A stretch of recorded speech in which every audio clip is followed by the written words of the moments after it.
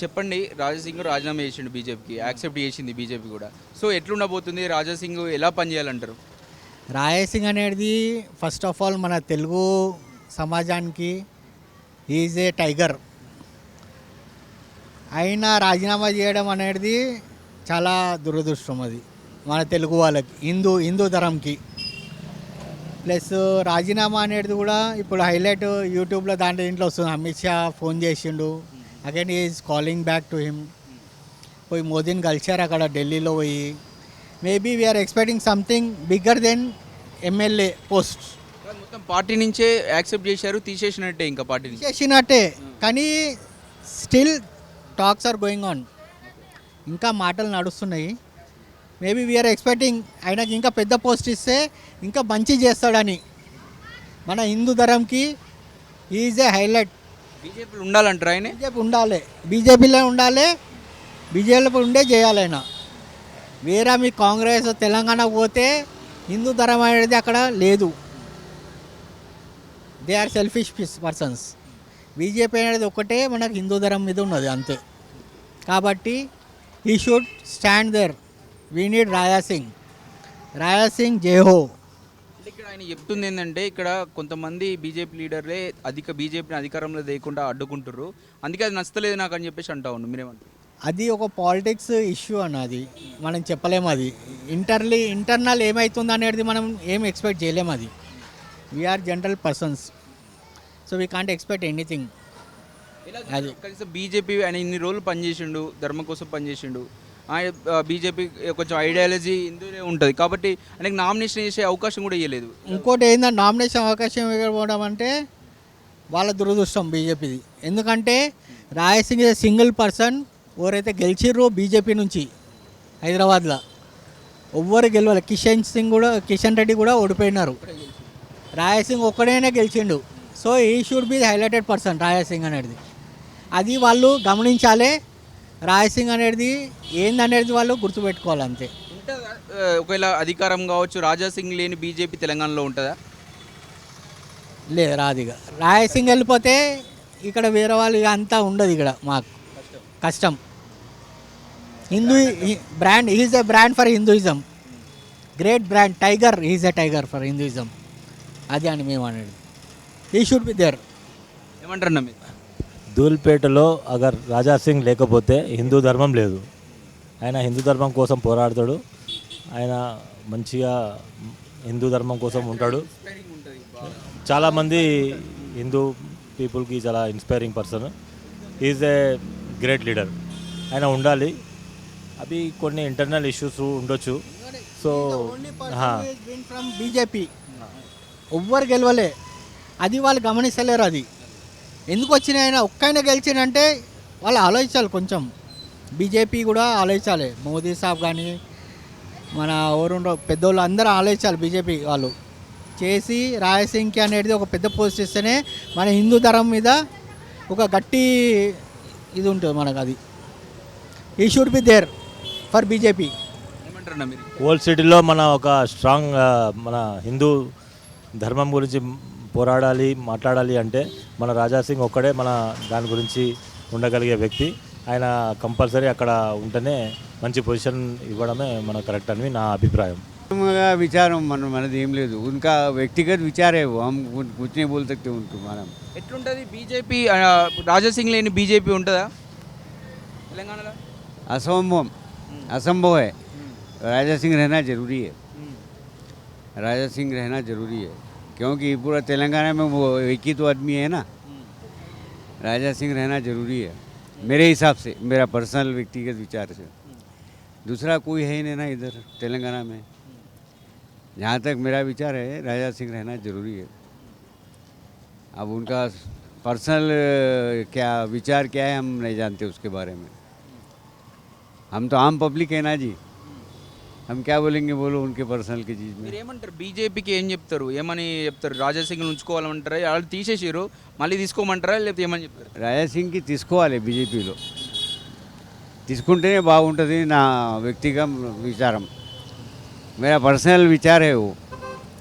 राजा सिंह रहना है. दूसरा कौन व्यक्ति है बोलिए यहाँ पर तेलंगाना में कौन है बीजेपी की तरफ से?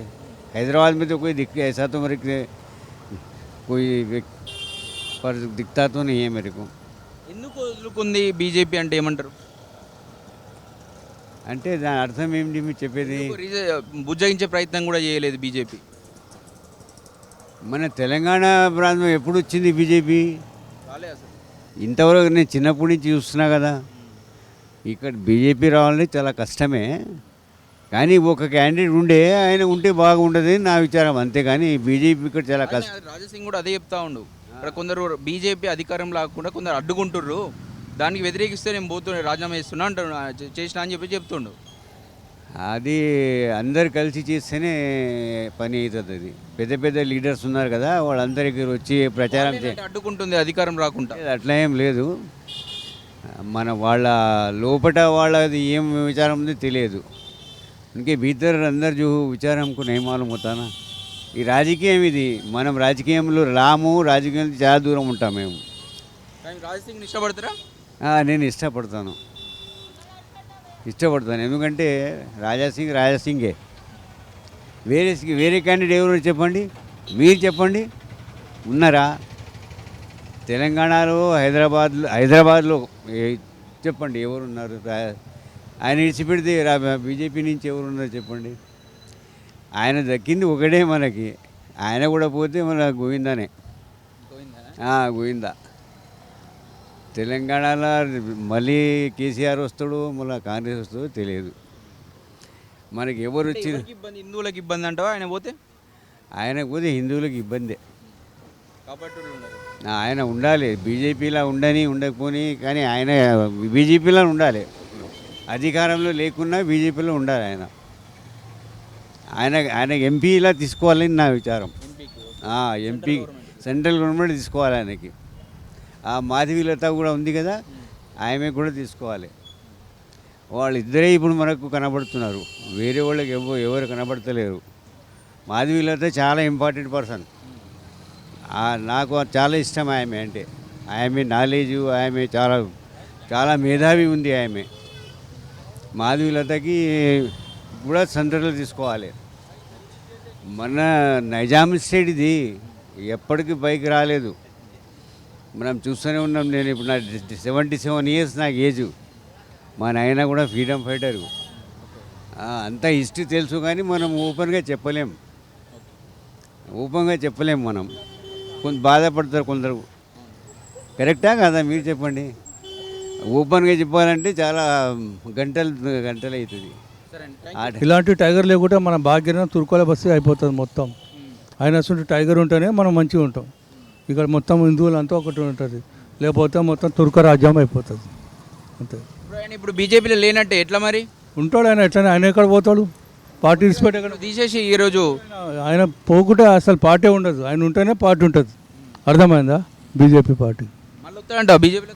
కంపల్సరీ ఆయననే వస్తాడు. ఆయన ఉంటేనే ఓల్డ్ సిటీ టైగర్ మొత్తం అంత పెద్ద ర్యాలీ, లక్షల మంది పెట్టి ర్యాలీ తీస్తాడు ఆయన.